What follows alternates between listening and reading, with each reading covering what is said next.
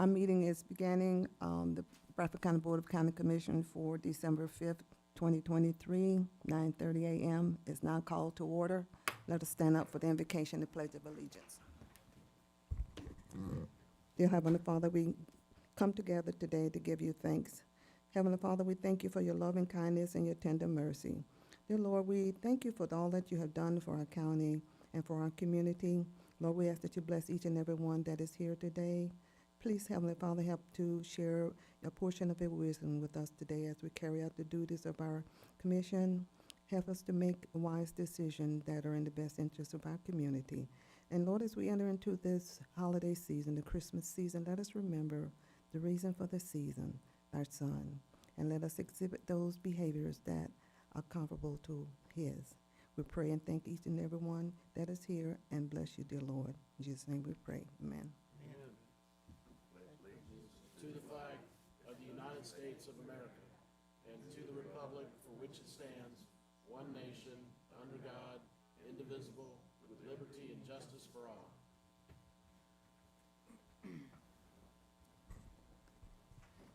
Good morning again. We have looks like a healthy agenda, but at this time, if there are any public comments, I only have two cards. If there's any others that I've missed, we'll hear those at this time. We have Mr. Paul Steele to speak on the planning service contract.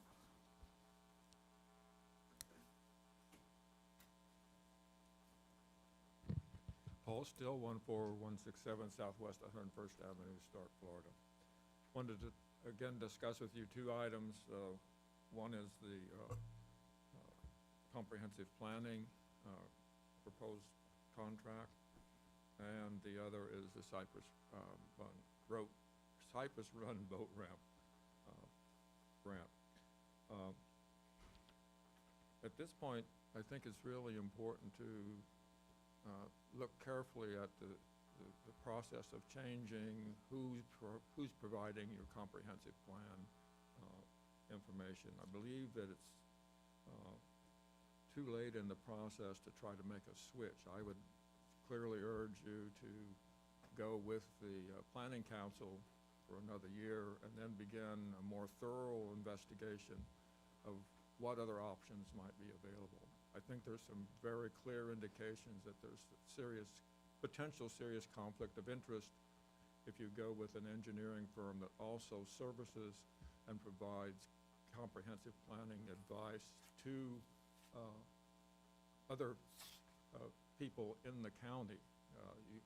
It's not a good idea to have the same person giving you advice that's also giving advice to private clients that are coming to you for a permit. And it's also important that the proposals were not the same. I mean, you can't compare the two proposals that were before you because there was no RFP to clearly outline what the individuals were bidding on. Shifting now to the Cypress Run boat ramp, I was able to review the accounting for that project, and it looks like there's a little over $4,000 left in that project budget from the grant itself. And I'm very concerned that there's not enough money there to finish the permitting process. And it's not clear to me because there is actually no contract with the RMP. It was another one of these things that was just added to an existing contract, whether they have the money to finish that project or whether they will do it at no cost. So I think it's real important to look carefully at that.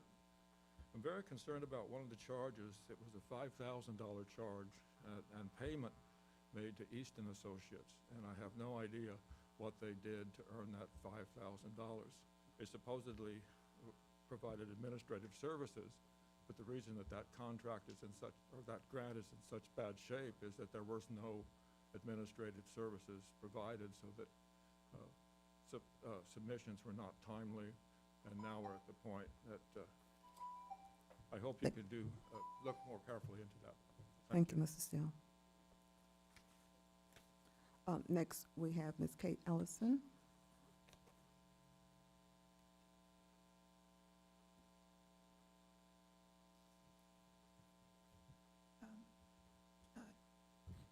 Kate Ellison, 971 Southeast 32nd Way, Melrose, Florida, in Bradford County. I want to talk about Comores and about the choice to change planners for the county. First, I think the extra expense of going with CHW is unacceptable at this time. When a balanced budget is so hard to achieve, when you are holding other departments to prior year totals or making cuts, it seems unwise to increase your expenses here, especially when there is a choice. I feel very strongly that it is a mistake to switch to CHW for many of the same reasons Carol brought up in her email to you this morning. I'm sorry she couldn't come and be here in person. Carol was bringing up the unfairness of being required to make such a quick decision among a board that's not at consensus about it, the appearance of a conflict of interest, and the importance of making the best decision for the county and the citizens as a whole, not necessarily a particular international company. It concerns me that Comores is setting up a secret advisory panel and using the word community in the title and not allowing the community to participate or even witness the meetings. What world are we living in? The idea that they would set up a paper charade of a panel made entirely of people they select is really kind of insulting. They are free to have any number of panels of their choosing, of course, but don't then claim to have consulted the community. I think this is something else that you all could influence if you cared to. Thank you. Thank you, Ms. Ellison.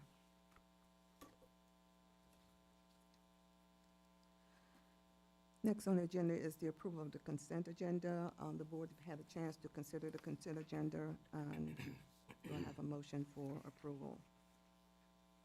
I make a motion that we approve the consent agenda. Motion by Commissioner Andrews. I have a second to the motion. Second. Second by Commissioner Reddick. Any questions, discussion? All in favor by the sign aye. Madam Chair, Question? one of the items there, the letter of support for NFEDP, is that our letter for approving the invoice for their services?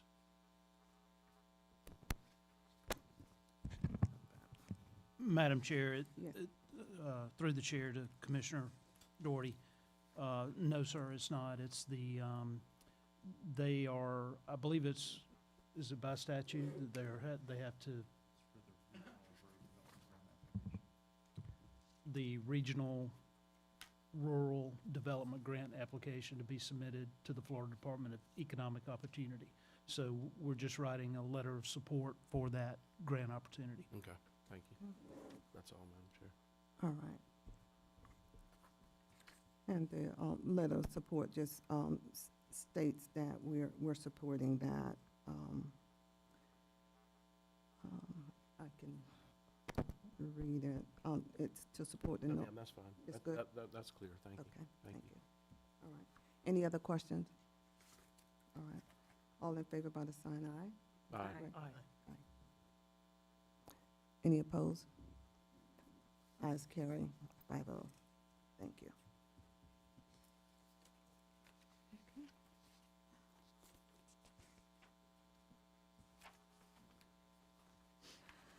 Next, we have the resolution of the Board of County Commissioners on Bradford County approving the amendment to our state-funded grants agreement with the Florida Department of Transportation.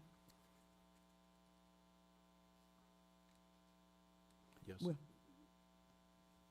Well, did the manager or attorney want to speak to that? We can read the resolution by short title if you like, Madam Chair. A resolution of the Board of County Commissioners of Bradford County, Florida, approving an amendment to a state-funded grant agreement with the Florida Department of Transportation for the design, construction, and construction engineering and inspection for road construction of Northwest 53rd Avenue, Northwest 219th Street, Northwest 42nd Avenue from County Road 225 to Northwest County Road 225, providing direction to staff and providing an effective date. And if you would like to know specifics about the project itself, Director Dodds is here and can speak to that. Okay. Anyone has any questions for Mr. Dodds?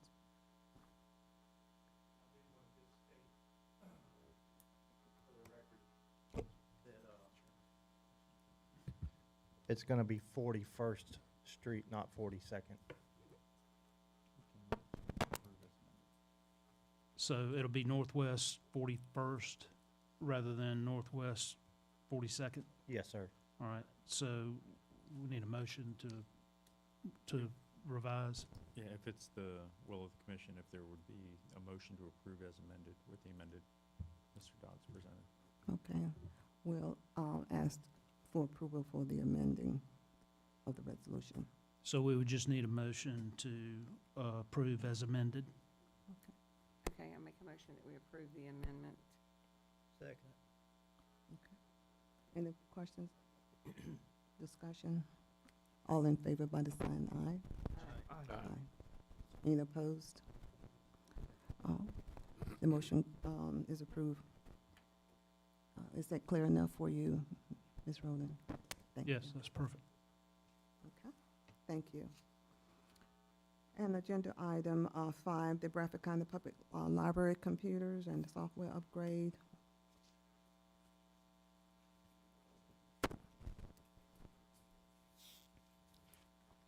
Good morning, Madam Chairwoman, Commissioners. Come on. This is a request from the library to upgrade our computers. We're currently using Windows 2013, and it has reached its ends of life, so to speak. It's being sunsetted. We need to upgrade this in order for students to be able to print off of their Chromebooks using the library system. Also, when people come in and type up documents or pull stuff from their email, it doesn't always open properly because the software is out of dated. So it's for 14 staff computers, 30 public PCs, and 44 perpetual licenses at state contract pricing, which is sole source. Any questions that you all have regarding it? Okay. If not, I have a motion for approval for the $26,568.84. Make a motion to approve. Motion by Commissioner Doherty Update. Second. and second by Commissioner Andrews. Any questions? All in favor to sign aye. Aye. Aye. Any opposed? 5-0. Thank you.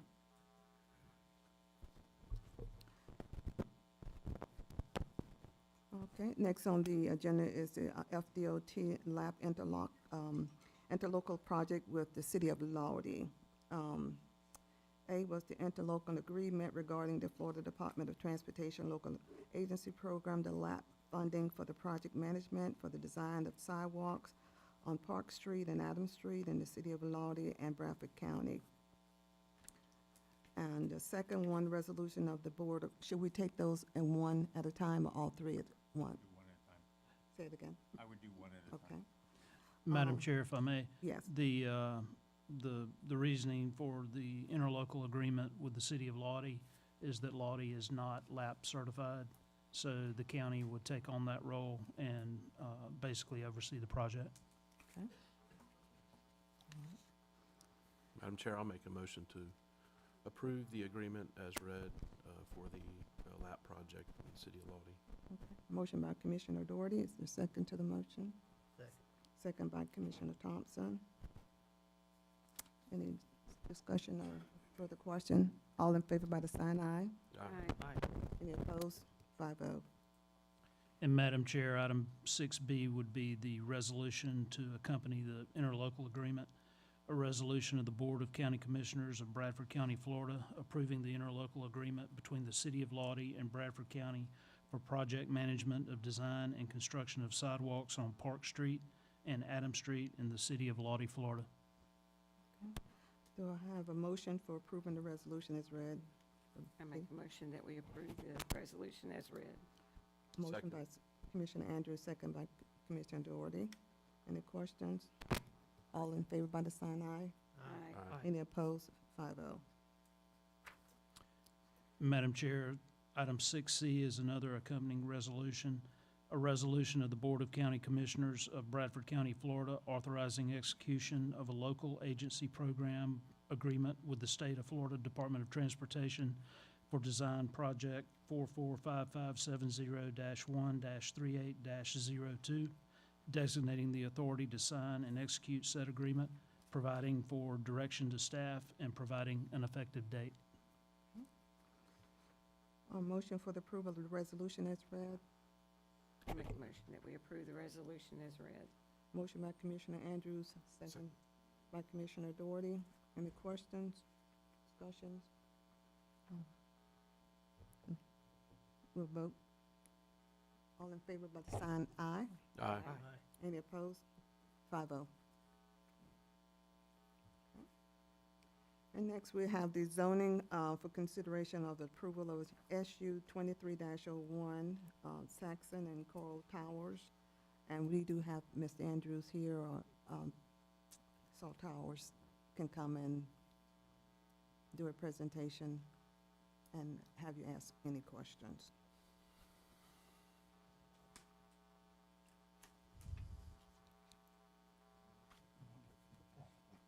Good morning, Madam Chair, Board. This is SU 23-01, Mr. Edward Saxon and Coral Towers LLC, for a special use permit for a telecommunications tower to be located north of Lawdy on property owned by Mr. Saxton. The county engineer has reviewed it. I've spoken with the county building official and the county public works, and we see no problems with the location of this tower. And this is, I'm sorry. That's not. She's here to speak on behalf of the tower. Good morning, I'm Matt Tenaya John, 935 Main Street, Suite C4, Safety Harbor, Florida, 34695. I come before you today on behalf of Coral Towers and AT&T for a 300-foot tall lattice-style communication tower on the Saxons property. It is based on 3 parcels that are under family ownership. I'm really here for questions and answers. I think the most important thing that I could show you this morning, if you do want to see a presentation, though I know you have a very full morning ahead of you, is AT&T's metered connections that they show. They have actual feedback from the devices that connect to their networks. If you want, I can show that for you right now. I have a PowerPoint presentation. It's up to you. But anyways, it's also in your record showing that there's very weak connections in the area, and that's as read by AT&T devices in the field. With that, I'm available for any questions that you may have. Any questions from the board? I don't have any questions after speaking with Mr. Andrews. I'd make a motion, if I could, Madam Chair, to approve the zoning considered for SU 23-01. Motion by Commissioner Doherty. Is there a second? Second by Commissioner Thompson. Any further discussion? All in favor by the sign aye. Aye. Any opposed? 5-0. Thank you for your time this morning. Thank you.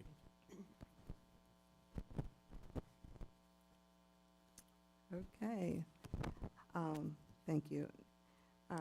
Number 8 on the agenda is the appointment of the canvassing board alternate. And Madam Chair, the supervisor of elections is here with us this morning, and she will be happy to explain the issue here. Good morning, Madam Chair. Good morning, rest of commissioners. Like the agenda item says, it's time to start considering our canvassing board for the 2024 election cycle. I can't believe it's here already. So that's what I've come before you today to get the appointment of the alternate who will be serving on our canvassing board.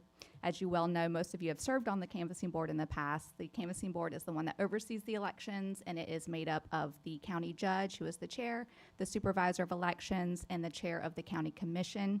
And there's also 2 alternates appointed at that time who are just there to serve in case somebody can't make a meeting where we need a majority vote on or anything like that. In the event that one of us gets opposition, we will come back before you to ask for a substitute. So right now, we're just appointing the alternates. And then later on, if one of those 3 members, or 2 really, that would be up for election next year, again, we'd come back to you this summer when we know that. But we do have an election in March, so we do need our board together for that. And I would recommend that the alternate be somebody who is not up for election, just to have some continuity, and we wouldn't have to come back and ask for another alternate next time as well.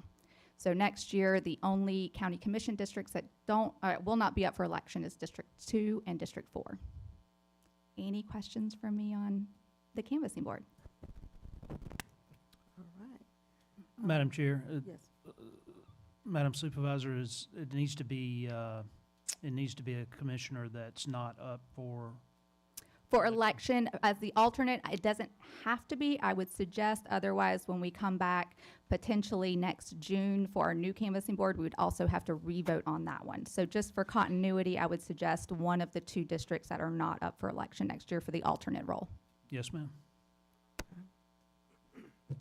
Any volunteers? Sure. Okay. Commissioner Reddick is volunteered as the alternate, and okay. You're already on. Okay. Also, we have a offer motion for Commissioner Reddick as the alternate. Okay. Okay. I'll offer a motion for Okay. Commissioner Reddick to be the alternate Okay. on the canvassing board. Second. Commissioner Andrews, a second. Any questions further? All in favor by the sign aye? Aye. I vote. Okay.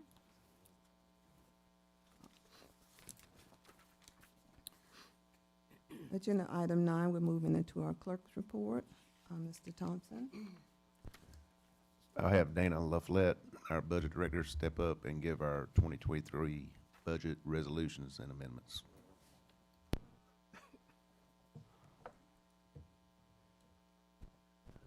Good morning. Good morning.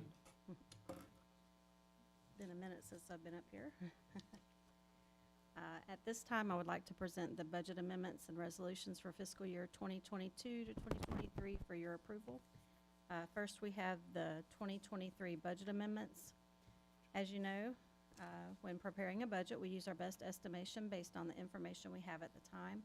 Similar to previous years, some line items went over budget and other line items stayed under budget.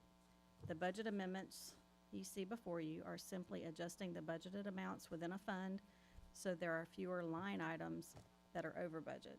Making these budget amendments within each fund will enhance your overall budget to actual figures.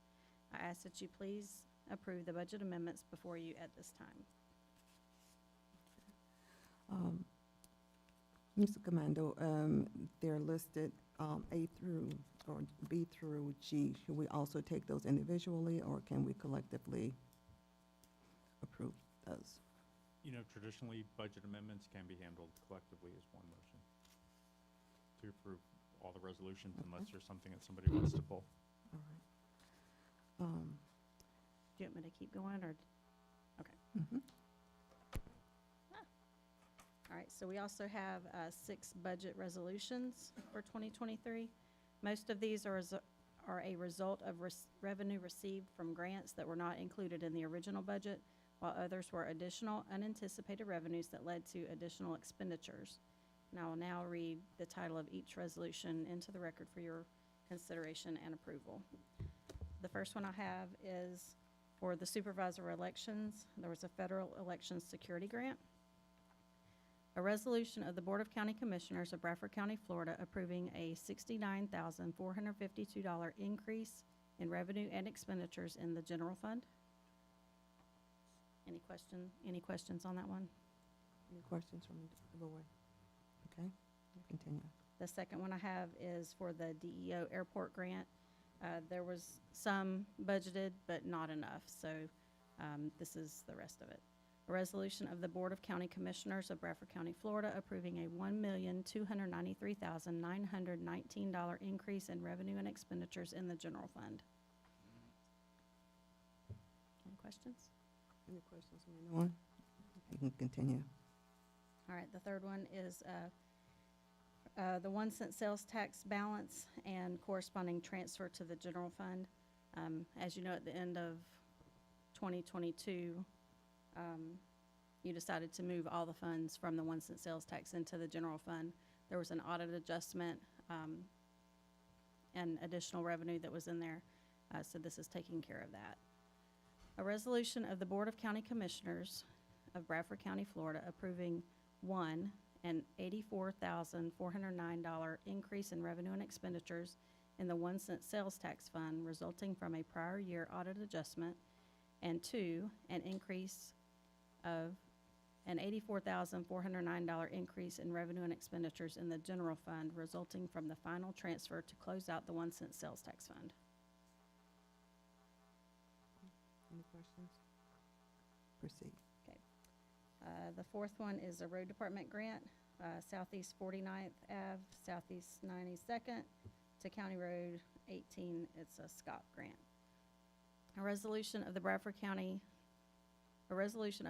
County Commissioners of Bradford County, Florida, approving a $305,676 increase in revenue and expenditures in the road department fund. Any questions? Okay, continue. Okay, this is ambulance service fees for the fire rescue fund. A resolution of the Board of County Commissioners of Bradford County, Florida, approving a $552,000 increase in revenue and expenditures in the fire rescue fund. Question from anyone? Okay. Proceed.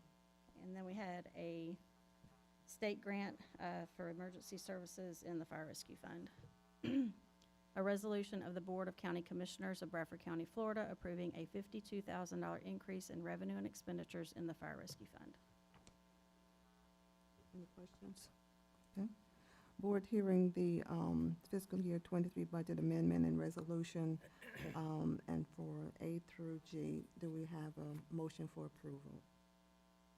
I make a motion that we. Approve the fiscal year 23 budget amendments and resolutions as read. Okay. Motion by Commissioner Doherty, Second. by Commissioner Andrews. Any further questions or discussions? All in favor by the sign aye. Aye. Any opposed? 5-0. Thank you. Thank you.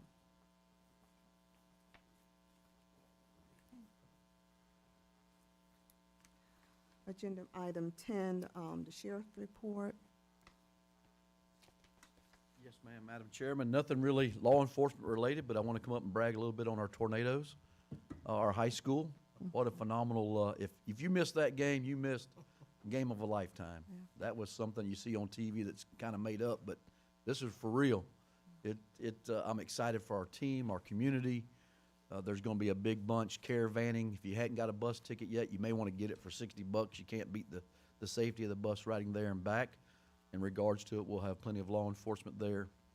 That'll be along with the team in case anything happens. Working with FAMU, their staff is great to work with. And we're trying to still get our fireworks approved that you see. So I've been dealing with about 10 different foes between FAMU and the city of Tallahassee. We're trying to still pull that one off. If you got anything, donations, you can make them to the Bradford Touchdown Club. They're buying chips and drinks and food items and those kind of things for our kids to keep them. We're going to leave about 11 o'clock. There is going to be a little parade with the tour buses and law enforcement going by the middle school, Stark Elementary, go back out to Bradford Elementary, let the kids give them a kickoff, then go by Laudy Elementary, and let Laudy kids do that as we head up 301 to 10 and 10 to Tallahassee. And I think we're going to stop off in there somewhere and let them rest, recuperate, get them acclimated. Then we're going to drive in. It's going to be it's been since Chris was there, Commissioner Daugherty, since we've been able to make it to the state game. So he was involved in that. But if y'all weren't there to see that, that was one of those, I don't even know how to explain it. It took me a quarter afterwards to catch my breath. So I can't imagine excitement in the kids and what they were able to pull off. It is holiday time. Be mindful, be safe, be vigilant during our holiday season. It's been busy already for us, but in taking care of our community. If any of y'all see something in your district, regardless of what it might be, something we can nip in the bud before it gets started. We're dealing with a bunch of domestics going on right now. It seems that we've had an uptick in that. So just be vigilant, be safe. When you're shopping, when you send your kids shopping off to these events, just be mindful of the surroundings. It's that time of year. But if you're coming to Tallahassee, come on. And I know I'll be staying the night. I'm getting a little too old to make that drive back at 3 o'clock in the morning. But there's a lot of people doing that. But we'll have law enforcement to cover our buses to get back home because they're going to turn around and come right back. And on the chance that we do win, we're making some plans for the next day prior to the Christmas parade Saturday, that we'll have an event going on prior to that. So we're working, trying to get that all situated. It's happening fast, and we're moving fast. Follow us on social media. Follow the Bradford High football team on social media. Our school superintendent does a great job of putting that on their page. and so does the Telegraph. Telegraph, we get it to them, they put it on their Facebook now, which gets it out rather quickly. So we'll be shooting stuff to Mark, say, hey, this is what our plans are, they're changing rapidly. So just wish our team the best in our community. So it's exciting times. Thank you. Jared, Thank you you. said a chance. We're gonna win that game. I think, Right. and the chance, I think we are gonna win it. I've been watching the films. I was fortunate, to be a couple of few to feed the, coaches some steaks, Sunday night. Went and cooked and prepared and got to watch some of the game film with it, which was exciting to me, just to sit back and watch how those coaches dissect. We got a great team. It's not just our head coach, but he's got a great staff that surrounds himself with. And to watch them how they're dissecting it was pretty neat to be on the inside of that. Out of my league there a little bit. I'm a better cheerleader. So we're there. Good seeing you. And like I say, y'all come join us if you can. If not, tune in to WEAG. The Telegraph, I'm sure John Ryan is pretty good about keeping update with the scores and those kind of things. So follow us along. It's exciting times. Well, we're certainly wishing our Tornadoes a victory in Tallahassee. Your brother was on the last championship team. My brother was on the last championship team, and that was back in 1966. The year So I was we born, that talked was a great about- year too, by the way. Oh, my goodness. Well, I have a So- very important question. What are we going to do about the fourth quarter jump song? We've got to have that played. Already got a plan. All right. We already had a plan. I knew somebody was going to ask that. It's Okay. important to us. Well, I And, sit in the Clark section, so I mean. Well, we got that big square box you see us total on the field every time. Uh-huh. That has big speakers and a booster in it that we've not had to use because of our sound system. So we're already making plans because that was it's funny you mentioned that because that's been said probably a dozen times to make sure. I'd never dreamed. I had faith, but sitting up there in the stands and watching and if I heard my wife say pray one more time, and there was time enough to pull it off, that was a Friday night There miracle. was a lot of prayers going on. Amen. I assure you. We prayed harder than they did. That's all I'm going to say. I'm not going to say they didn't pray. They were a Catholic church. They were praying. We just prayed harder.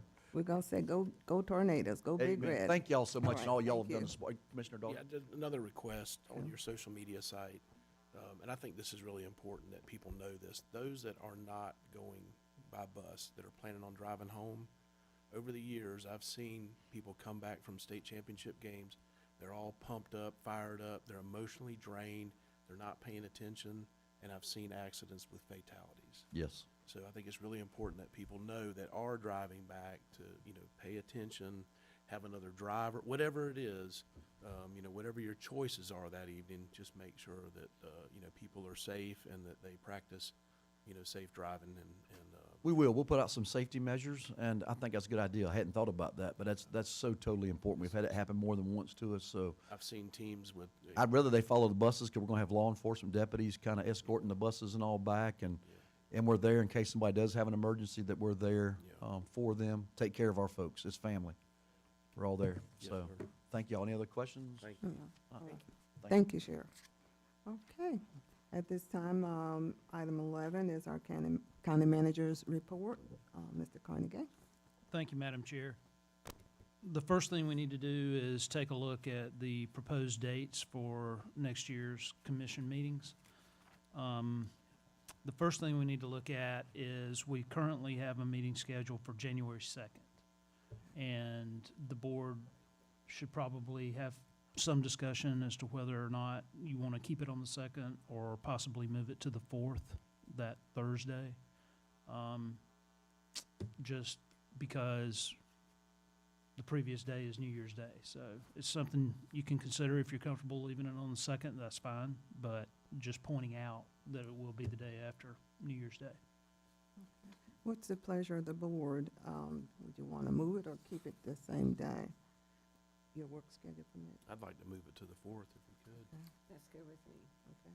Everybody good with the 4th? Right with that? Okay, so we'll move that one to the 4th. All right, by consensus, we're moving the January 2nd meeting to January 4th The 4th. Okay. at 9:30 a.m. Okay. The next item, Amanda, I believe the February 15th meeting has been, we're not, okay, so there'll be no meeting on February 15th. There'll be, So what's happening on that? hold on just a second. Go ahead, Amanda, explain. The February 15th, we're not going to change that one at all. Okay. So all right, so the February 15th meeting will proceed as planned, Thursday, 6:30 PM. Okay.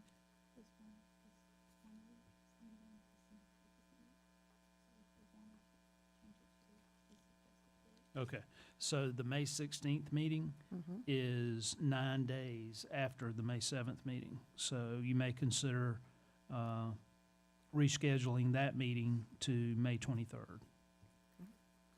What's the pleasure of the board? The May 23rd, now, is that the fourth Thursday of the month? It is, Because that's my planning council meeting. okay. So So- it's, We can just keep it on the third Thursday, if that's okay. all right. So the Okay. consensus is to leave the May 16th meeting as scheduled. Yes. Next is August.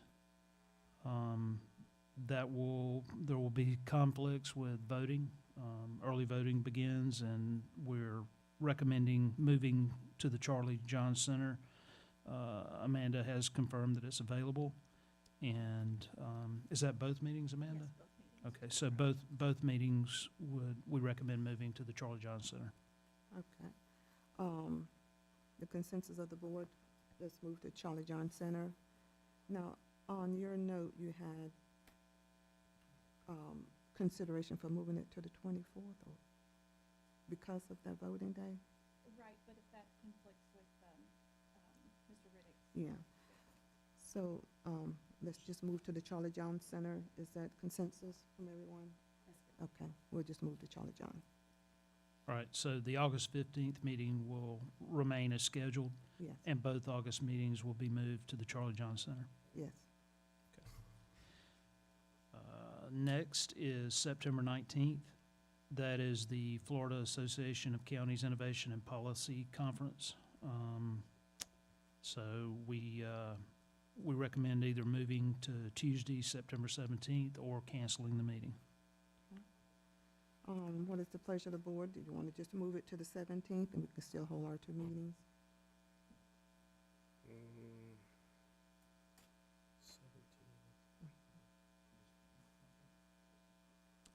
The county attorney will not be available on the 17th.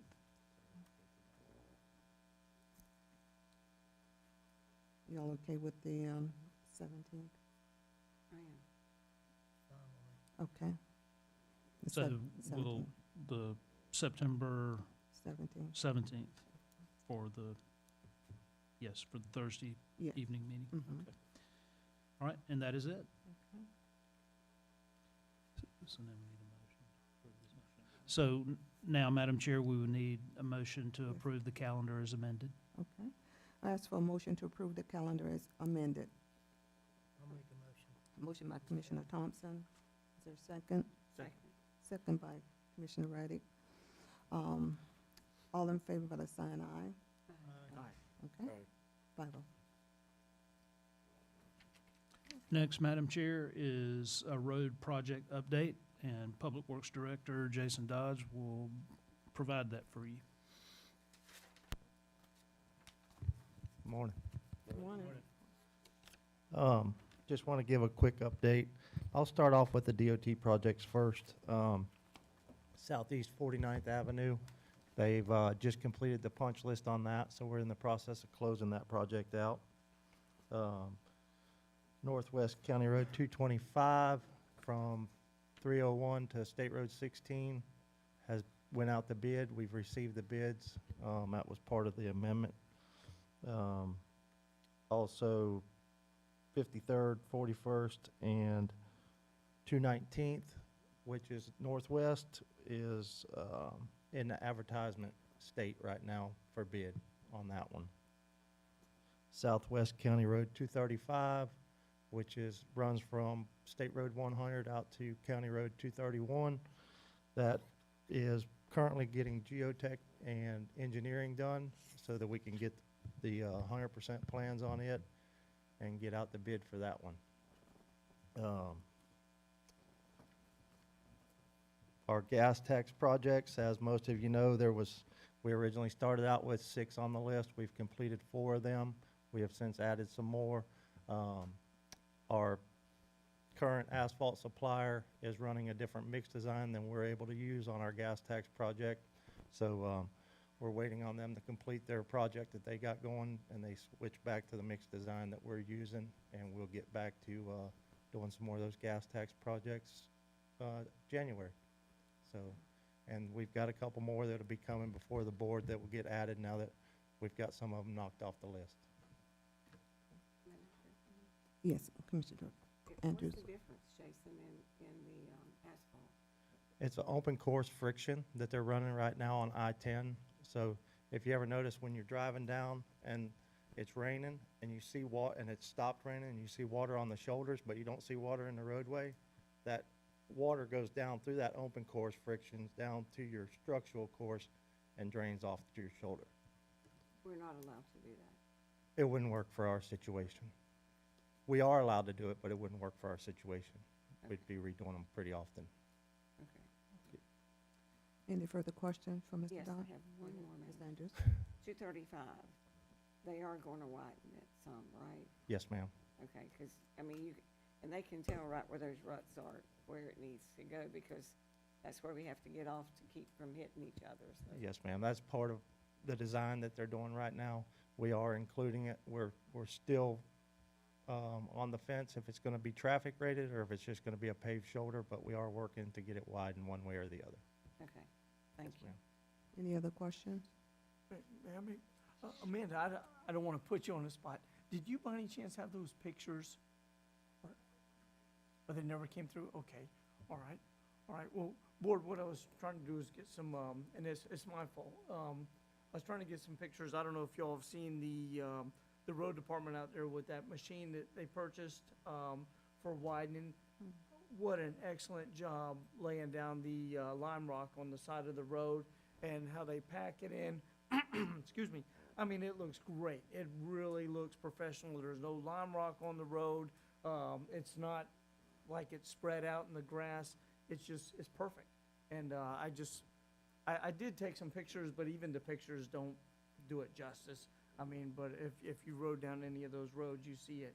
And I just wanted to brag on the road department and also just say that's so important that we keep our road department supplied with good equipment to work with. Because if those men have the good equipment to work with, they can do a fantastic job. And I was talking to Mr. Dobbs about it the day I was out there looking at it. And where normally a project like that might take, I don't know, say for 5 miles, take a day, whereas they can do 10 miles in a day now.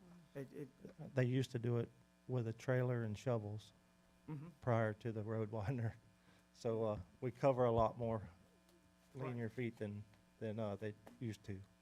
So I just wanted to say that, and like I said, it looks great. And also, one last thing, Southeast 49th, if you haven't been down there, you need to go down there. It's fantastic.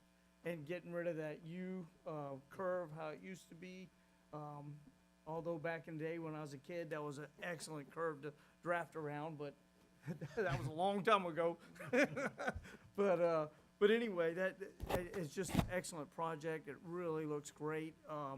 And what's something is, my dad and myself used to talk about this project all the time.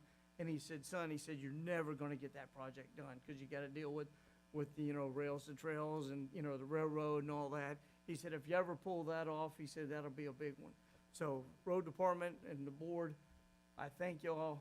That was a big project to get done, and it really, really looks great. So thank you so much. And I'll share everything you said back with my staff because I'm very proud of them as well. All Okay. right. If I can make one more comment. Commissioner Andrews? Exactly what Mr. Riddick is talking about. Not only does it look good, but it actually it helps with safety as well, because the 235 that we're talking about, almost the entire length of the road, I mean, it's just disintegrated. It's horrible. And he has had to put that lime rock almost all the way down the road on both sides. And so it really helps because we still have to hit the side when those big log trucks come in. So that was money well spent. Yes. And, thank you, Jason. Yes, What ma'am. y'all do and everything, and, it looks good, but it's also, a lot safer now. Yes, ma'am. And that's one of the things I looked at out there on that road. You know, I tried to figure out, I'm like, does anybody use the asphalt? Well, I figured out what they're doing. They're using the center of the road for their driver's wheels and the passenger wheels on the shoulder because it's smoother that way. Yeah, Mm. yeah. And Mr. Dodson, before you go, just for the record, that Northeast 219th Street is one of those streets that you will be paving this in January. Yes, ma'am. So, Yep, the first one, when we get back to it, will be west 38th Avenue, and then we're going to northeast 219th. thank you. Yes, ma'am. All right. Next, Madam Chair, is item 11C, professional planning services. The board tabled this item at the last commission meeting, and now we need to take it back up. Okay. See that, I know Mr. Kuhn is here. Mr. Kuhn, would you like to have anything to say in terms of your services proposed to the county?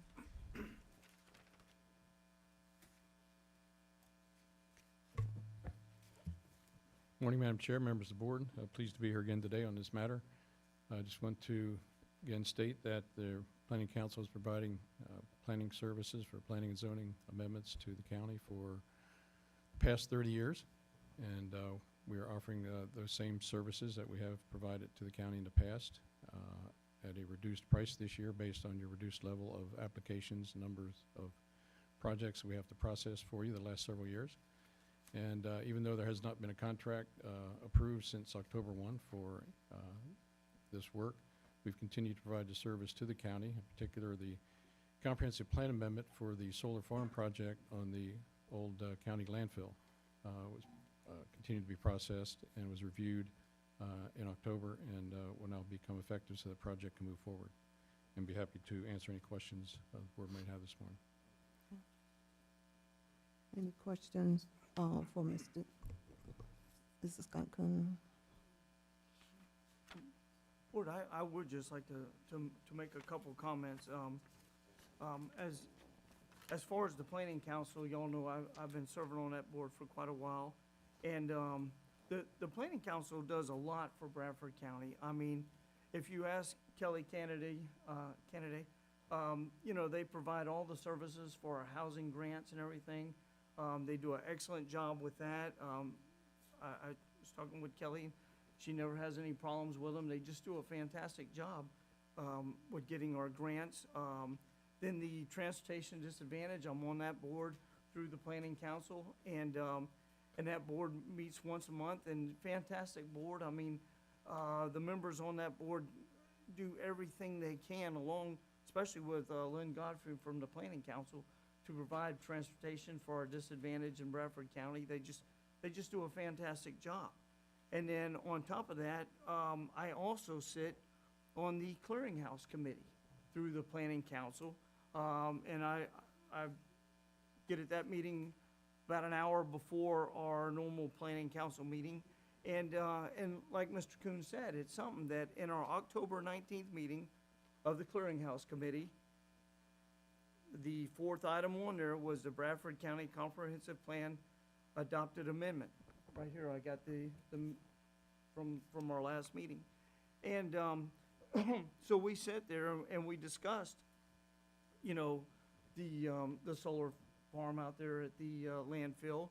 And but it's just, you know, nobody else on that clearinghouse board knows that Bradford County hasn't even made a contract with the Planning Council. Yet the Planning Council went ahead and put it on there, moved forward with it, just like everything was going smooth, just like it always has. And I thought that was, now sitting there, I knew the background, but I just thought that was really something that the Planning Council just kept right on moving forward, just like they were being paid. And like I said, by sitting on this clearinghouse committee, every month we go over comprehensive plan items, you know, land use. We discuss all that, you know, what problems might come up, you know, as far as traffic or anything else. And that's what we do on that board I sit on. And then after that meeting, then it comes before our regular planning council board. And we share our findings with the board, and then we vote on it and, you know, go from there. But I say all that to just say that, you know, I can't say enough about the planning council. I just feel like they do a great job, and please, CHW, you know, y'all do a great job as an engineering firm, no doubt, and we should keep CHW as our engineering firm. But at the same time, the planning council has been doing, comp plans, land regulations and all that for over 30 years. I think we should stay with them for their, you know, experience, you know, just to be honest with the board. And also the other thing that I really didn't even think about till this morning as I was going over this, and it kind of bugged me, you know, we've been doing business with the planning council now for, good grief, what, 40 years? Nearly 50 years. 50 years. So, you know, Bradford County's been doing business with the planning council for 50 years. And, you know, that's a long time for doing business with somebody. And I just feel like that if we're gonna vote to change this, that we should vote on this in August and change it, because let's see, the contract is from, sorry, don't put my glasses on. The contract is from October 1st to September 30th. So I just feel like, out of doing good business, if we're gonna end this contract, that this August of next year, 2024, that's when we should vote to do it and give them their 15-day notice and all that, and just handle it properly. I mean, it's already December, you know, so we're already into this new contract, 2 months. I just, that's my take on the whole thing, board. And I'll be honest with you, I don't think we should do away with the planning council to start with, but I'm just saying, if we're really gonna go down that road, we should do it properly and do it in August. And I've read the contracts and everything. I know it says, give them 15 days notice and all that in writing, and you can eliminate the contract. But I'm just saying, when you do business with somebody that long, you should do it the proper way and business-like and professional. And if you're gonna end it when the contract is fixing to start for the following year. And that's just my take on it. And Mr. Coons, you've been great. I've worked with you a lot. We've been to a lot of meetings together, and, you know, I just appreciate you, you know. So I just wanted to say that, board, that, and again, nothing against CHW. They're a great engineering firm, and we should keep them as an engineering firm. But I think we should keep the planning council as the, doing our land use regulations. Yeah, thank you, Mr. Reddick. And in consideration that we're looking at being conservative with our budget for the North Central Florida Regional Planning Council for $13,000, that's a finite number, are going to be providing technical assistance and interpretation with the county comprehensive plan, interpretation of the county land development regulation, the comprehensive plan text amendments, the land development regulations and their amendments, the comprehensive future land use and map amendments. They're going to be providing land development regulations for the Atlas and its amendments, and to planning for the zoning board with public hearings as needed, to our county board at public hearings notices as needed, and also notices for the enactment of ordinances.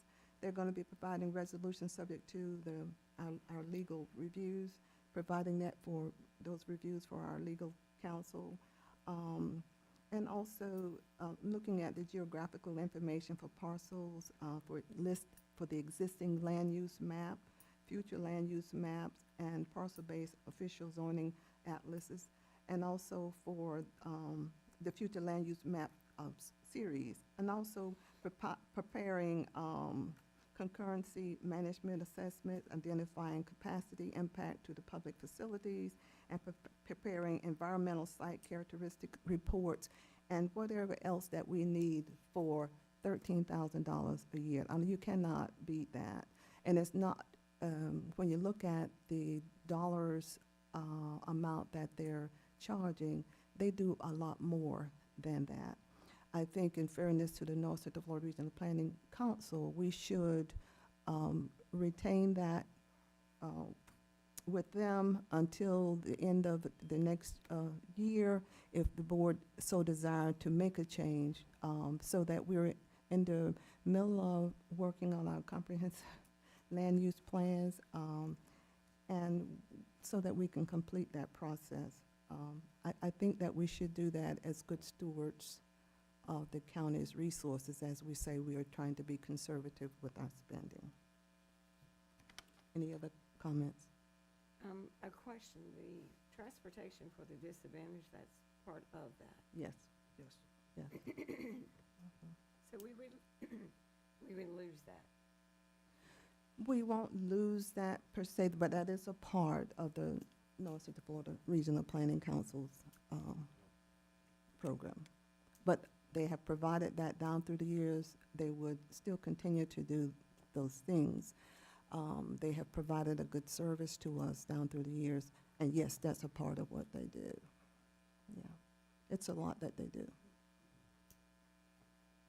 Madam Chair, I just want to say, and, you know, again, I know that Commissioner Riddick sat on that board, and,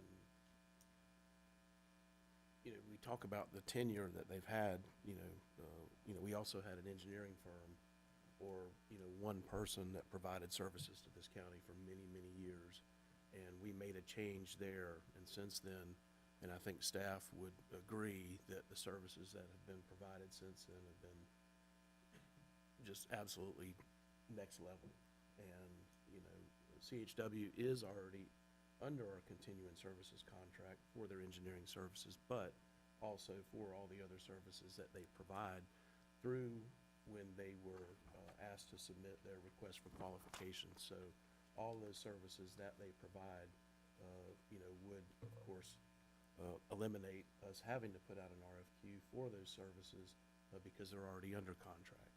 And, you know, at this time, just the service level, from my understanding, from, you know, staff members, has not been really where it needs to be. So, again, the reduction in the cost for the services, and talking about the extension outside of their contract for the work they've done, it would seem to me that the price that they've lowered it to, that they've already been compensated for any additional work that they've done. So, again, I feel very strongly, you know, with CHW and the services that they've provided, and I just have no doubt that they'll continue to provide the next level of services for us as we move forward. Any other comments?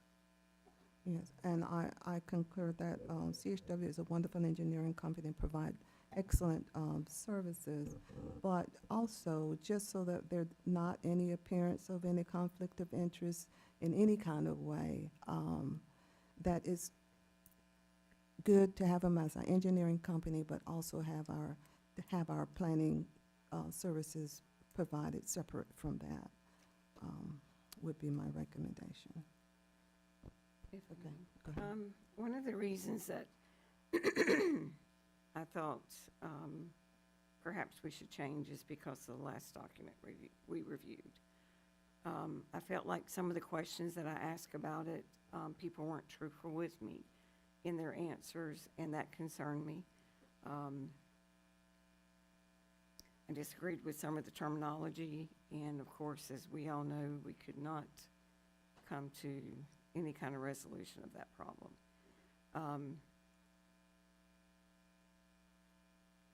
I understand what Mr. Riddick is saying, and it does seem like an unprofessional way to just stop it like we have, or like we're asking to. I definitely would not ever do anything to stop the transportation that, for the disadvantaged.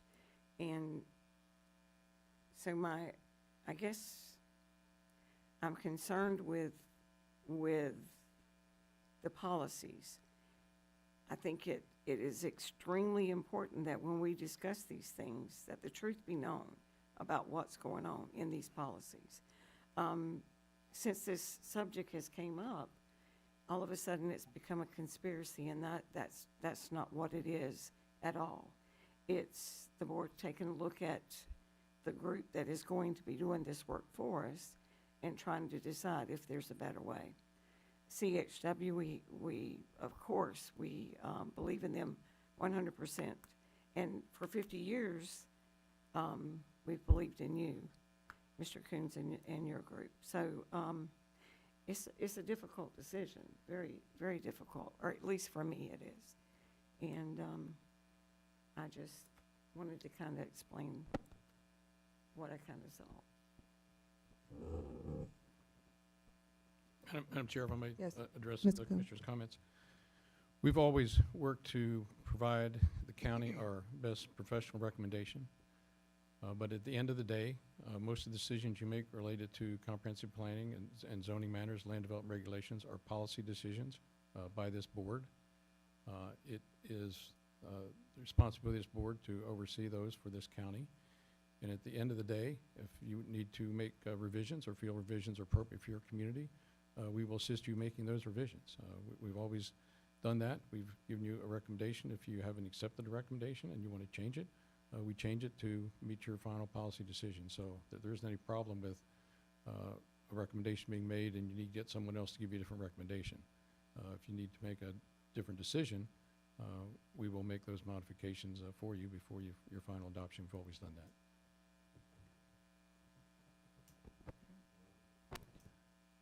Madam Chair, if I may, Yes. Scott, I hate to ask you to go back up there, but I would like to ask you a question, a practical matter. This board has made their number one priority economic development and job growth. We have demonstrated that by dedicating $4 million in ARPA funding in partnership with the city of Stark to extend water and wastewater out to the bypass on Highway 16. What we would like to accomplish, in addition to that, is some overall visioning of what that development out there, that bypass would look like. To what extent will you be able to accomplish that, and how would you go about that? I mean, I'm unfamiliar. I probably haven't become as familiar with your operation as I should be, but do you have people in your office that are able to do that? Do you do that, or how does that whole thing work? That's something that we could assist the county with if that's your wishes. We're currently working with the city of Stark and a comprehensive plan amendment and rezoning for about 180 acres at that interchange for commercial and multifamily development.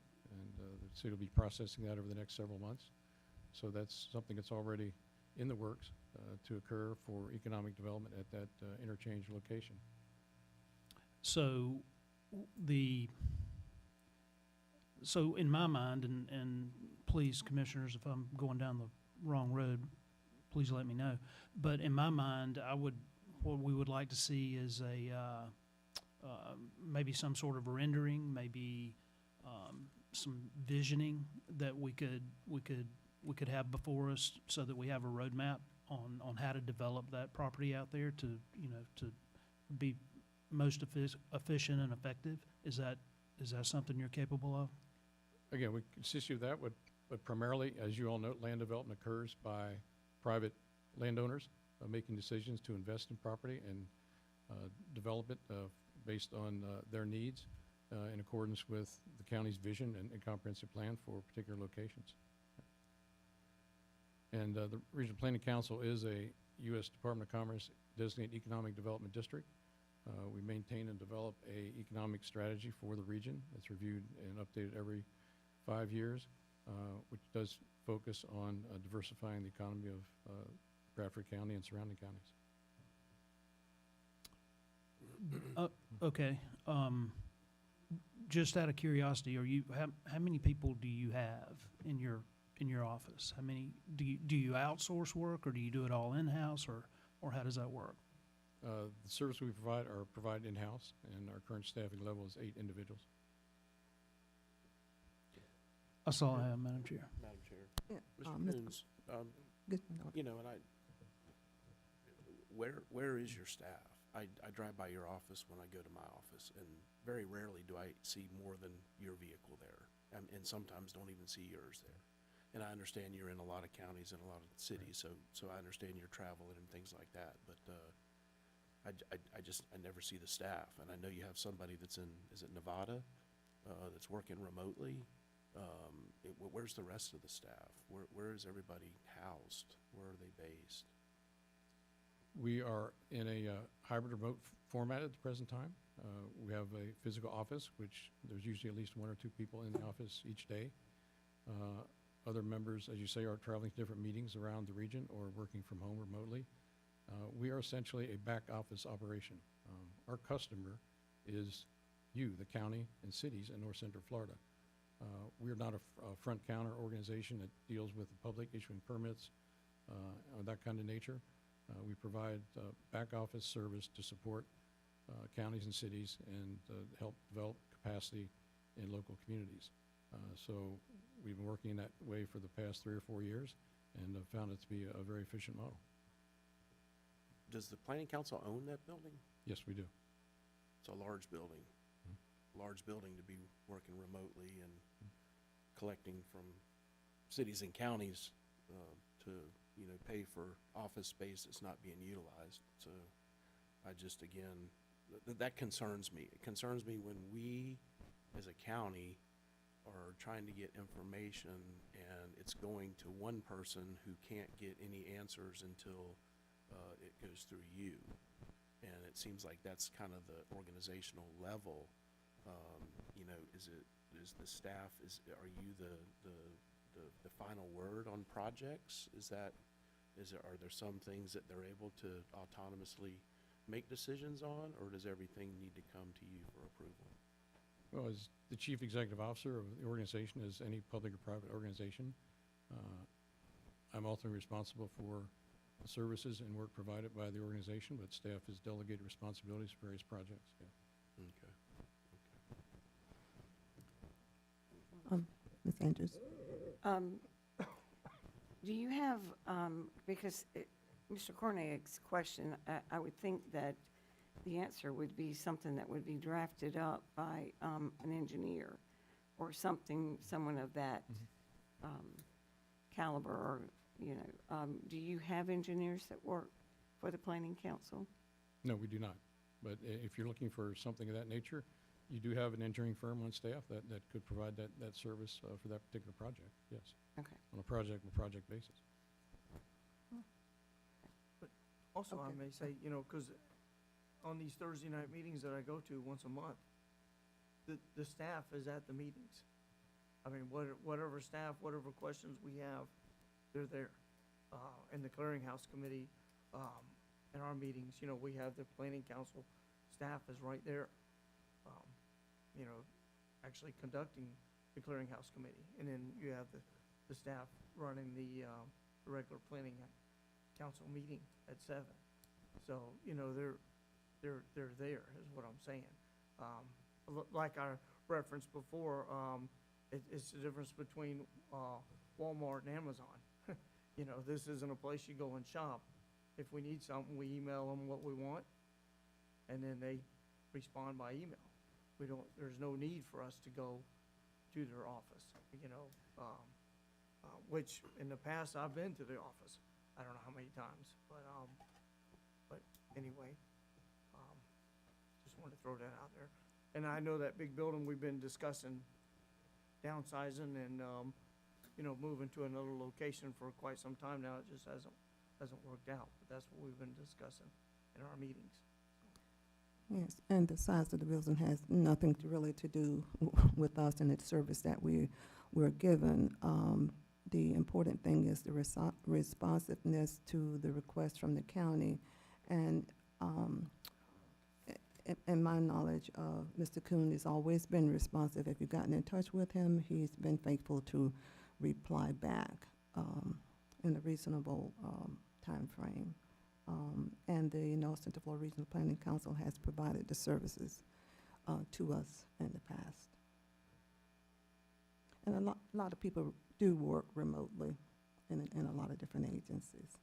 And I will say this, from talking with, and I'm not trying, I won't mention any names, but from talking with City of Stark council members about the planning council, they're all very, very happy with the services of the planning council. And as you see, Mr. Coons already talked about the development out there on 16, you know, that they're already working with the City of Stark with that. So, like I'm saying, you know, they do a good job for what they do, the services they provide. They're not an engineering firm, they're a planning council. And just for the record, I've heard the contrary from councilmen. So, Madam Chair, if I may, there's somebody here from CHW.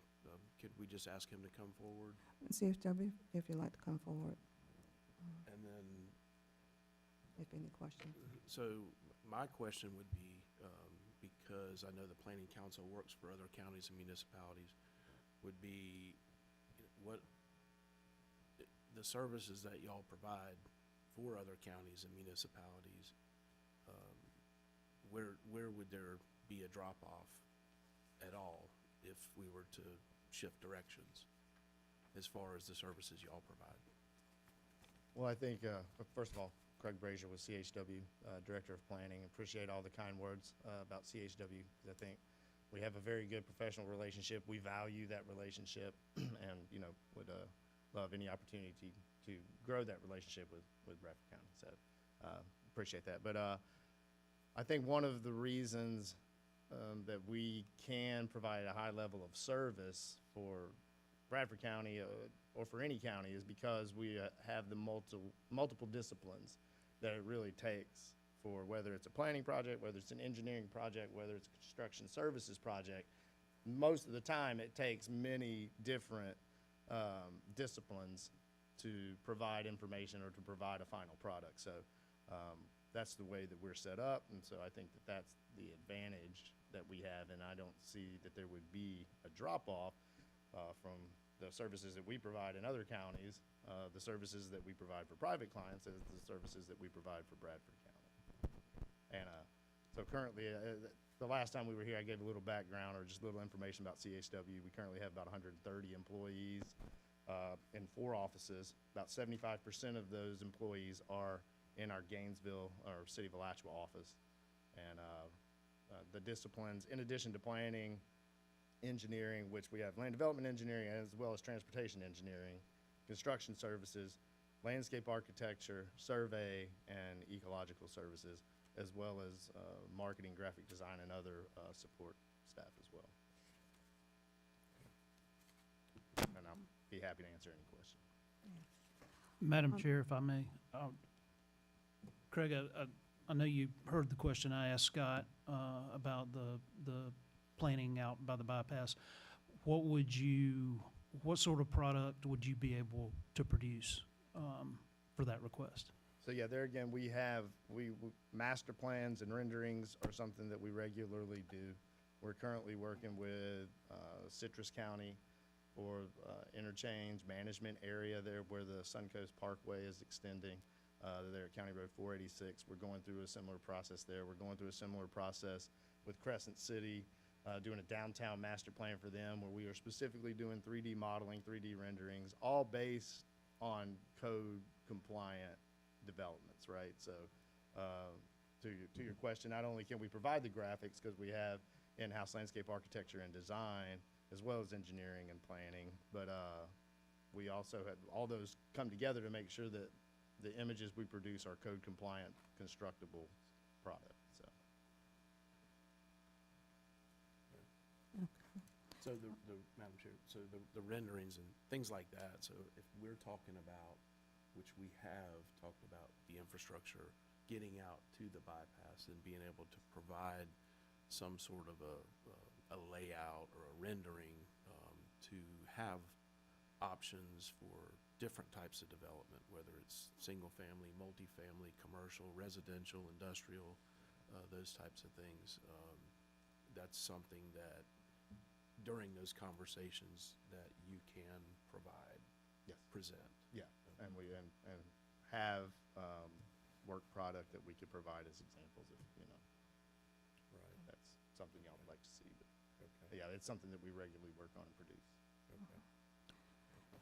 And I know as an engineering company, not being our planning company, you would do that as our engineering person anyhow. Is that not correct? Well, I mean, we have Okay. planning as well, so Right. myself, I'm a planner. Mhm. Actually, and an appreciation for the Regional Planning Councils. My first planning job was at the Regional Planning Council that was once in Ocala. So definitely, we have a staff of landscape architects, planners, engineers, surveyors. That's what I'm saying. The multidisciplines, I think, is what allows us to provide a high level of service to Bradford County now and our other clients, obviously. One of the concerns I had was the fee for services and the hourly cost. That could very easily go much, much beyond $13,000 that the North Central Florida Regional Planning Council has offered.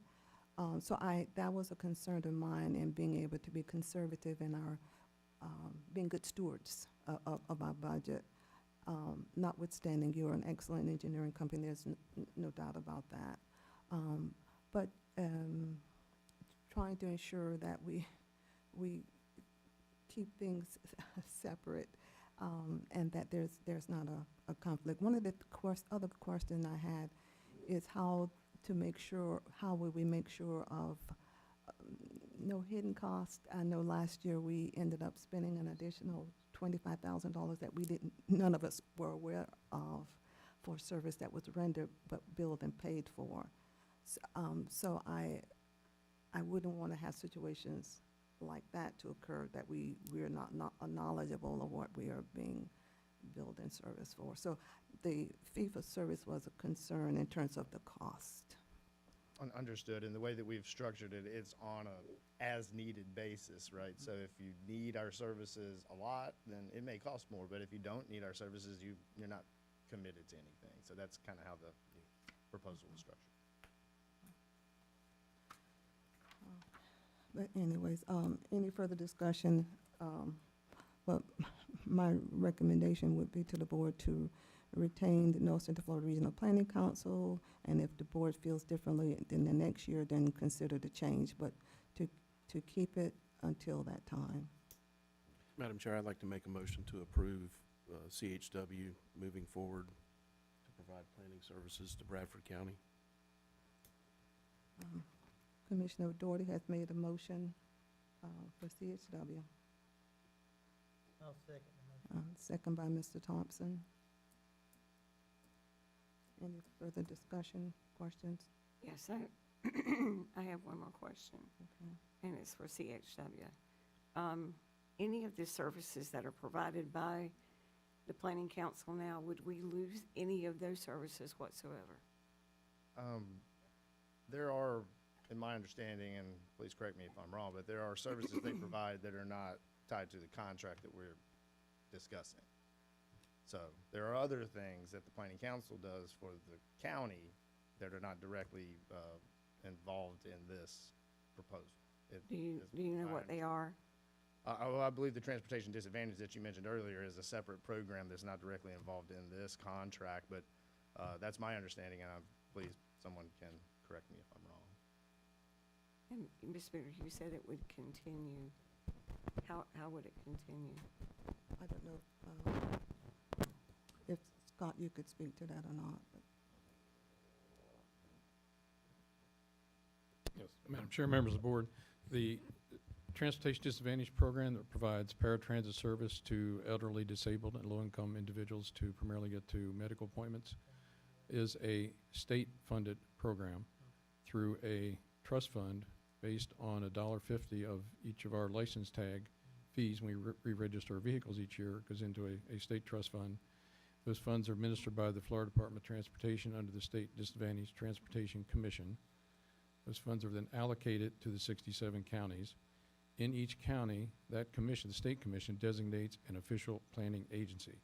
The Regional Planning Council had been designated by that state commission as the official planning agency for that program here in Bradford County, as well as 10 of our 11 rural counties, and also in Alachua County through the Metropolitan Planning Organization. So we provide those services to develop the annual service plan, and every 5 years, and recommend to the state commission who should be the service provider to provide that service. It is currently Suwannee River Economic Council and has been for a number of years. It provides the service. There's a local coordinating board, which is chaired by a elected official, and Commissioner Reddick has been the chair of that board for a number of years. They meet quarterly. It's made up of other agency representatives from state agencies and users of the system, and they oversee the services in each county. But so that is a separate program funded by a separate grant from the Department of Transportation through the State Commission. Okay, thank you. That is on an annual basis. Any other questions? Board, I'll just, not to keep repeating myself, but Commissioner Spooner, if y'all got the page of what all the planning council does for us, as Commissioner Spooner started reading it off, the planning council does a lot for this board that we don't even realize or take into. And the only reason, like I said, that I even know how much they do for the county is because I sit on all these boards. I see it firsthand. And that's all I can say. And like I said, I'm not knocking CHW. They're an excellent firm. They do an excellent job. I'm just saying I know what we have with the planning council. I know how much they help Bradford County, and that's where I'm coming from. Anyone else? We'll have a motion and a second on the floor. All in favor of the motion made by Commissioner Doherty, here sign aye. Aye. Okay, and opposed? Aye. Nay. Nay. Okay. All right. May I say something, Madam Chair? Yes. In saying that, I agree with what Mr. Riddick said. If there's a question of how things are being done, then I do think that we give it 1 year and take a look at what's being processed. I'm afraid of losing some services that are very important to our community. But I think that we need to take this year, look at what's being done or what's not being done, and making sure that we make it known. And if the services are not there, then in what month did you say, Mr. Reddick? If I would like to see us start discussing this around June. That gives us till July to make a decision in August, and then that way when the contract starts, when was it supposed to start? October, I think it is. Yes, October 1st is when the contract starts again, but that way we could have them a decision before that time. Then I, as a board member, will feel stronger in my decision. And so that's just what I think we should do. Madam Chair, even though I think we already gave that grace period, we discussed this last year, but nonetheless, I think moving forward, what we do is because CHW was already, under contract for the services, that when we get to that June date, that we actually put out an RFQ for the services, because then we have time, because putting together an RFQ not only is a lot of time for a firm, but it also takes time for a selection committee, to choose a firm. So at that point, like I said, if we're going to give it that much time, then that would also give us time to issue an RFQ earlier on, before that August date, so that not only does that give the Planning Council an opportunity to put out their qualifications for private firms like CHW and maybe some others that may want to submit qualifications, for those services. That sounds reasonable. That's all And I. and if I may too, and just for the record, because this has been brought up several times in emails that I've received, in some of the public comment pages, I do not work for CHW. I worked for CHW I don't know, it's probably been 5 years ago, okay? This is no different than if I worked at the Ford dealership, and now I'm a commissioner and I no longer work for them, and I'm telling the sheriff, Sheriff, I think you should buy Ford trucks because I think they're the best trucks, okay? So any recommendation I make towards CHW is because I feel like CHW is an outstanding firm in everything they do. This is no different than Commissioner Riddick advocating for the Planning Council. I'm advocating for a company and also now saying that there's other companies out there that are also very good at what they do. But I do think that CHW is, as I said earlier, a next level company, and I think they're able to provide services. They're 35 minutes away, and I know in my mind that if there's anything that we need, whether it's them coming over and doing a presentation, or whether it's getting on the phone and getting response, which is very important, that we get the response, and that we're not hearing from other staff members that we're not getting the response that we should get for the amount of money that we're paying. So, Okay. I have a motion to retain the North Central Florida Regional Planning Council for the additional year and then review at the time. I make that motion. A I second. don't think that's really an actionable item. I think we're just discussing that. Well, we're taking action today on the professional services, so that is an actionable item. The you're motion would saying- be to approve the contract that's in your packet. or Okay, the vote. motion to approve the contract that's in the packet for the North Central Florida Regional Planning Chair, Council. the chair Can I doesn't just- make a motion, so. Yeah, somebody- there was a motion to approve CHW moving forward to provide planning services. It was moved by, and it carried 3-2, Commissioner Thompson and Commissioner Doherty being dissenting votes. Yes, that's correct. No, the motion. Wait, No. I'm sorry. That, No. that was for motion to approve CHW, then CHW failed, Yes. 3-2. That's It right, was failed. Planning. 3-2. failed 3-2. Thank you. So now- So Okay. we're already under contract with the Planning Council. It has not been renewed for this So fiscal that- year. So And just to renew that contract, that's in the packet, for North Central Florida Regional Planning Council for this year. So just watching y'all's comments, possibly if Commissioner Riddick or Commissioner Andrews made a motion to approve Yes, the contract that's within your packet yes, for the Regional Planning Council to continue planning services. yes. So if someone would make that motion. Okay, Mr. Reddick. yes, I make the motion to continue the contract with North Central Florida Regional Planning Council for the 13,000. Okay. And I second. A second. Motion by Commissioner Reddick, second by Commissioner Andrews. Any further question? All in favor, sign aye. You said further questions, you haven't given time for questions. Any question, any further question or comment or discussion? I still would like to make sure that we are gonna receive a level of service, even though you're cutting $10,000 out of your cost proposal or your cost prices, or your current prices, that, again, it gives me great concern that with less money, that, we're not gonna get as good a service. So, I just wanna make sure, and that the board understands this, with the decrease in that cost, that, we still expect, a high level of service and a high level of response, whether it's coming from Nevada, whether it's coming from a ghost office somewhere, or wherever it is, that we're getting the service that we're paying for. So, Madam Chairman, if I may, Go ahead. I will, just so you're aware, going forward, I will be much more involved in this entire process. Okay. I would like to visit Mr. Coon's office in Gainesville on a regular basis and get to know the one or two people that he says are there every day.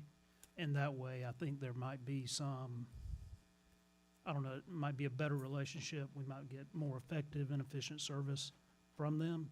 But just be aware that I will be working closely with Mr. Andrews, and we will be much more involved in the management of this contract. Good. And if I could, Madam Go Chair, ahead. and would you please keep us apprised of what your findings are, so that it helps us to know what we're voting on? Yes, ma'am, absolutely. Any other comments? and Madam Chair, we're not having this discussion if there wasn't some issues that's already been brought up, by staff. So, I understand. aside from that, we would continue and just move forward, but, anyway, that's why we are where we are. The motion and a second on the floor. All in favor, please sign aye. Aye. Aye. And opposed? Nay. Okay. Approve May I, 3-2, the vote. and Mr. Daugherty, what was it that you said that we should open up on CHW? I'm sorry, Request for qualifications. Since they're already under contract, they submitted their qualifications whenever we went under contract for engineering services. I think that was probably in, Ms. Roden, what would you say, maybe 18, 19? Okay. 19, okay. Again, with some of the comments that have been made by staff, to shift in another direction, since CHW had already submitted qualifications were accepted, as part of their qualifications, they are also a planning firm. So we wouldn't have to put out that RFQ. And when we got to this point, putting out an RFQ, like I said, it takes time. We have to advertise it. We put a due date on there, which is, typically, somewhere between 30 to 45 days outside of that. And then we have to have a committee that reviews it, and then it has to get back on the agenda for us to vote on it. So that takes time. My suggestion is, since we would have the time to not only get qualifications at some point prior to that August date, which we would want to look, several months back, is to get qualifications from the Planning Council, to get qualifications from CHW, and what other firms would answer that advertisement to submit their request for qualifications. Madam Chair, I think that is a very reasonable request and a good idea that we go ahead and put that in place, if we can. Any other? No, You finished? Good. All right. At this time, we have the, Madam Chair, if I may, I've asked Chief Carter to come up and give us a briefing on some of the activities that our amazing fire department has been engaged in over the last few weeks. Madam Chair, Board? yes. Good morning. Good morning. Morning. I will try and be brief. So some exciting things happening over in our shop, and first thing I want to touch on is our Florida Workforce Training Grant. This is a grant through the state of Florida that we just kind of happened upon. To be honest with you, through going to state meetings, we heard about this project that is a statewide initiative to put automated CPR devices on all fire rescue apparatus throughout the state. That is something that we have not had in Bradford County, and it's something that is quite expensive. They're about $29,000 a piece, so there's quite a big ticket item. That's something that we've not been able to go out for previously, but we are looking forward to receiving 10 automated CPR devices. That will put automated CPR devices on every engine and every ambulance, as well as both supervisor vehicles in the county. So, and what that is basically, it's a machine about the size of a backpack that, unfolds, and it's a robot essentially that does CPR and does compressions for the providers. So that way we can, more effectively do CPR and do compressions while we're transporting patients and moving patients, and just really a huge improvement into the services that we provide, and probably one of the biggest improvements that we've seen as far as expansion of our services in quite some time. In addition to that, there's a device that kind of works in conjunction with those automated CPR devices, and it's a machine that slowly raises the head of the patient. So it raises your torso. As the machine's doing compressions, it sits you up, and what that does is, when you're doing CPR and you're laid flat on the ground, every time you do a compression, the pressure inside of your brain increases because of the flow and the way gravity works. And so you may survive. We may get a pulse back on you, and you may survive that cardiac arrest, but your quality of life afterwards is not the greatest because your brain has taken basically had a stroke. You're taking an oxygen hit to the brain. And so what this device does is lower the pressure by sitting you up. It uses gravity to lower the pressure in your brain to increase the quality of life after CPR is done and after you survive a cardiac arrest. So extremely exciting for improvement of our services to the community. So we're looking forward to 10 of those devices. That's a value of $290,000 that is no match, zero cost to Bradford County. So huge, huge improvement, and I'm gratefully receiving that from the state. In addition to that, we finally got approved the state appropriations for the Hilburn Springs building that was obtained under the sheriff's office. We finally, after 2 years of working with the state to get those changes to the scope of work made, has been approved last week. So we are moving forward with, we'll be looking at putting out requests for proposals and qualifications for that project as well. We are currently waiting on the contractor to finish the designs for the Speedville station, because that set of plans will be used as a blueprint for all of our stations moving forward. And so, again, we're just waiting on the contractor to finish those designs for the Speedville station. And according to him, we are looking to break ground on the Speedville station in January. So that project is moving along as well. In addition to, speaking of the Speedville area, we did just last week, on Friday, as a matter of fact, expand our advanced life support services to the engine that is down in the southeast region of the county. And so what that means is basically that truck now serves essentially the same level of care provided on an ambulance is on that engine, except for the fact that obviously the engine just cannot transport the patient. But we do have, that engine is always staffed with a paramedic firefighter, at least one paramedic firefighter, and able to provide those advanced life support services. And so that's a big expansion of our services into the southeast region as well. We'd also like to publicly congratulate 6 of our fire rescue employees. This week on Friday, we have 2 employees graduating from Santa Fe's paramedic program. Abai Bastiani and David Jackson will both graduate on Friday from Santa Fe College paramedic program. And then I have 4 employees who are graduating from the Florida Gateway's Fire Academy. And those employees are Dylan Rogers, Dakota Drummond, Colin Traylor, and Samantha McCarroll. And they will all graduate on Saturday at 3 p.m. from Florida Gateway College, if anyone is interested in attending those programs. And I don't know the exact time on Santa Fe's graduation on Friday, but I assume most people will probably be at the state championship game. As a matter of fact, I don't even know that these employees are going to be at their graduation. So I do know Saturday will be a big day for those that are graduating the Fire Academy. Again, that's Saturday at 3 p.m. at Florida Gateway main campus. I do leave for Baltimore tomorrow for our cadaver lab, and for those of you that are not familiar with that program, it's something that is grant funded that we do 4 times a year. We put on 4 courses, and to date, it's been going on since 2013, and to date we've trained over, we'll be coming up on 600 providers throughout the state of Florida. This year we'll breach that number, and so that's been a huge benefit. As a matter of fact, just got word from the state they're starting a Florida Fire Service Day at the Capitol, similar to the Florida Rural Counties Day, where the fire service throughout the state of Florida is showcasing what we do, essentially, showcasing what different departments do in their specialties. And they've asked us to be a part of that day and showcase our Baltimore program. So we're extremely excited about that, and that'll be happening next month in January. And I'll get you all the date for that.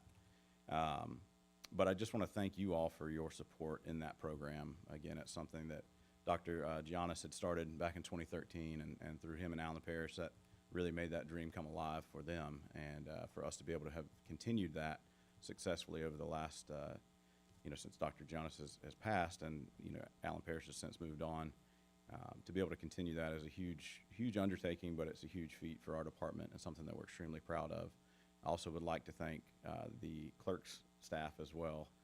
Ms. Rachel, Ms. Dana, and her staff in the finance department are truly invaluable to that program. And it is, I call it its own little monster, because it is truly, it's a bear to manage, but they help keep me in line. So I appreciate that, and thank y'all for all the work you do.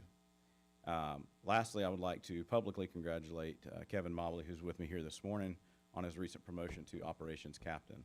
So he brings over 30 years of experience to the executive leadership team at BCFR. He's been in the fire service, longer than, and close to as long as I've been alive. So I don't pick on him for his age, obviously, but we give him a hard time every now and then. So it is a huge benefit, since his promotion. He's proven himself, since he's been employed here, he's proven himself to be an asset, but especially since being promoted into the executive leadership team has been a huge asset to our department. And so just want to say thank you to him and also congratulate him publicly in front of you all for this accomplishment. So let's recognize Captain Mobley. Okay. Congratulations. That is all, unless you have any questions for me. I appreciate your support, and we'll see you next time. We do appreciate all of the good work from the fire department. Madam Chair, if I may. Yes. Commissioner I Andrews. just would like to say congratulations on your promotion, but also I'd like to thank Ben personally and in public. Friday night at the ball game, my granddaughter dislocated her knee, and he was able to get it back in, and she hobbled, but she made it through the game, and so I just want to say thank you very much for always being there for us. Yes, ma'am, absolutely. I didn't realize it was her at first until she sat up and I saw it was Kate, and I said, well, all right, I hope this goes well, because if not, I probably don't have a job anymore. But I had to show the crews that I'm not just a pencil pusher, I still, or There paper you pusher. go. I still can get it. Thanks. Thank you. Thank you, Chief. Okay. Yeah. All right, Madam Chair, finally, I'd just like to say that we had the privilege of attending the Florida Rural Economic Development Association Summit last week, Commissioner Andrews and I, along with 3 members of the newly formed Economic Development Corporation, Marty Shaw, Amber Rhodes, and Bob Milner.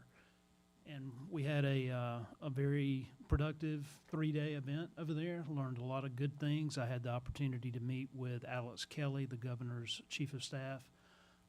He assured me that our position regarding Project Douglas is in good shape, so we're looking forward to having some resolution to that issue towards the end of the month. But we once again, we heard some wonderful keynote speakers, learned some great things, and I can tell you that economic development in the rural areas of Florida is a priority for this governor and for this administration. So we're looking very much forward to what's to come in the future. That's all I have, Madam Chair. All right, thank you. Mr. Commando? I don't have anything, Madam Chair, thank you. Thank you. The Commissioner's comment, Ms. Andrews?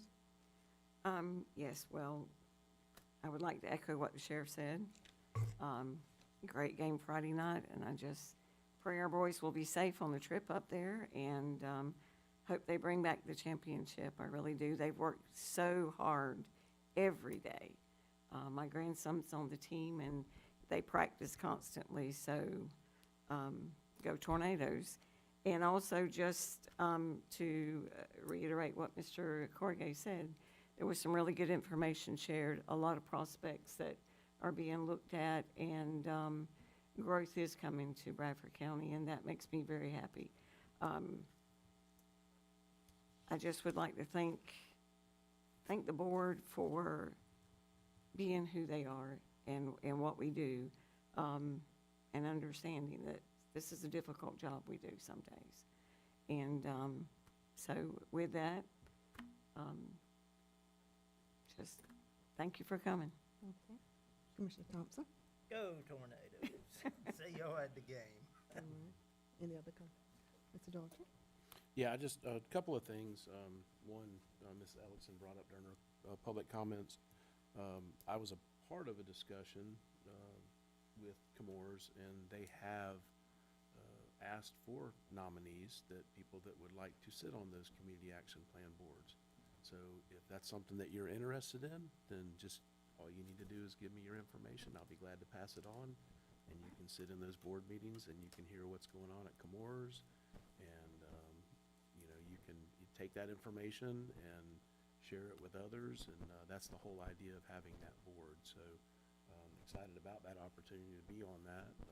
The sheriff was also there, and some other folks, and I know that they're looking to reach out and have other meetings and have interested parties, and they did ask us to nominate as many as little as 2, but as many people as possible, so that Comores is putting out exactly what's going on out there at these different projects that they have in Bradford County, Baker County, and Clay County. So these caps CAPS, if you will, community action panels, will consist of folks from Clay, Baker, and Bradford, maybe some Duval, but they don't really, get into Duval County. So, again, it's just to bring awareness to the industry and, try to squash some of the propaganda that's out there about the industry. So, Ms. Alex, I'd be glad to talk to you about that.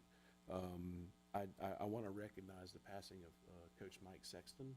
He passed away on December 2nd. This will roll into something that the sheriff said earlier, but Coach Sexton was my defensive coach when I was in high school, and he coached many, many players as not only as a coach, but as an educator. He's touched a lot of lives in this community. He'll be missed by his family, his daughter, his wife, grandchildren, and I think the services for Coach Sexton will be in Selma. He's from Selma, Alabama. They'll be in Selma on game day on this Friday, I think at 2 o'clock. So anyway, great man, and thought a lot of him, and certainly miss seeing him at different events as he used to come back and visit, quite frequently. Dr. Pete, the signs are finished. We worked in conjunction with Clay County's road department and sign shop to have the signs that are similar to the one that they put out at right at the start of State Road 230 in Clay County. So we will have a sign as you're entering Bradford County, and then the city will also have a sign out on 230. We hope to have it somewhere in front of the hospital. That's where he worked. The one at the county line will be where he also worked out at DuPont/Camorras, and the other sign, of course, is right there, a stone's throw from where he lived. So anyway, glad that we're finally getting that finished. Go Big Red, like the sheriff said, we didn't win. We were state runner-up. But it's amazing how you get recognized still as being number 2, right? Who's number 2, right? First loser? So you don't want to be the first loser, But I say that to say that it's a great thing, and win or lose, it'll mold them, it'll form them who they are going forward, and as it does not just people that go to state championships, but anybody that's a part of a team, right? We all know what it's like to be a part of a team, and anyway, I wish them the best. We'll be there, and I think I'm still a little hoarse from Friday night, so. But we look forward to it, and I can't say it enough. Like I said, I've seen it on the news before where families are coming back from a state championship and they don't make it home. Just whether it's just distracted driving or whatever it is, and it just takes away from the whole experience of being there and being a part of that. So again, I encourage anyone that's going to either take the bus, stay the night, or at least have multiple drivers, somebody that's maybe holding your phone for you so that you're not distracted by that if somebody calls or whatever. So anyway, that's all. All right, Commissioner Reddy? Yeah, I just want to say one thing. And Kevin Mobley, congratulations. And for if y'all don't know, Kevin Mobley was with the Keystone Heights Volunteer for years and years and years, and as a volunteer did a great job, and does a great job with Bradford County. Has all kind of degrees and teaching certificates, and I know you'll do a great job and been doing a great job. So thank you, Kevin. And also, board, what a good meeting, great discussion, and like Commissioner Andrews kind of leaned to, it is a tough job up here, and but it's I just know the whole board, we all have the best interests of Bradford County in mind, and want to do what is best. So so thank everyone, great meeting, and again, go Tornadoes, just awesome, and so anyway, that's it. Me, that's you, David. I want to take the opportunity to thank my fellow board members for the opportunity to serve as chair for this year. And I'm just so excited and looking forward to all of the good things that are going to happen in our future and moving forward and building new relationships. I want to acknowledge the passing of our former First Lady, Ms. Rosalind Carter, a wife of our former President Jimmy Carter. She was a true legend in her time. She exuded all of the qualities of Southern charm and grace and love for her country, for her husband, for the community. And she was a great advocate for the mentally ill and did a lot to help us in getting more mental health treatment. And also congratulations to Bradford High School. There were my brother's team, 66 was the last champion for Bradford County. Some reminders for the board. Tonight is the Meridian Behavioral Health Banquet in Gainesville at 6 p.m. at the Gainesville Hilton Conference Center. On December 7th is the RJE Hub transition. The hub will be moving from Church of God by Faith over to the RJE. They're going to have a tour from 10 to 12. And on the 7th, food distribution at Church of God by Faith from 9 to 11:30. December the 9th is the City of Stark Christmas Parade. So if you're able to participate with that, contact Pam Whittle or someone from the chamber. On the 12th, at 10 a.m., the National Guard Counter Drug Headquarters is doing the groundbreaking and invited us to that. On the 14th of December, Tatum Brothers will, at that park, will have their hub opening from 8:30 to 12:30. And also, the 14th is a big day for us as a board, moving forward with our strategic planning. So come with good ideas, and so we're looking forward to working through that, come with some good suggestions. On the 16th is the Laudit's Christmas Parade that starts, they line up at 9:30 and kick off at 10. If you have not seen the City of Stark beautiful calendar for this year, it is amazing. And I look forward to us next year for our Florida Association of Counties having some pictures in that annual calendar. But if you haven't gotten the City of Stark calendar, do so. And then, as Mr. Doherty has indicated, the passing of Coach Sexton, we do express our condolences. He was my track coach back when I was a kid in high school. With that, I think that's all that If I may, the 14th, we go to the library afterwards. At the library, yes. The library Wonderland. after Winter Wonderland. the Christmas Winter Wonderland. Thank Right you. here. And one more thing, Madam Chair. I sent you an email in the event you have not seen it yet. Today at the IFAS office is, let's see, what's today? The Holiday Bake-Off. So they have requested that as many commissioners and community members as possible to attend. They do need judges. So if you would like to judge the cookies, then you can what go. time? Did we get to taste them? Absolutely. What time is Absolutely. that? Judges should arrive at 5:45. The event begins at 6 p.m. And then next Monday, December the 11th, is a hay bale decorating contest. And once again, they have asked that commissioners participate as judges at the event. And you can drop by anytime between 8 a.m. and 4 p.m. Anything else? If everybody's hearts and minds are clear, a motion to adjourn. I make a motion that we adjourn. Second. Say second. Second to adjourn. All in favor, no questions. This meeting is adjourned.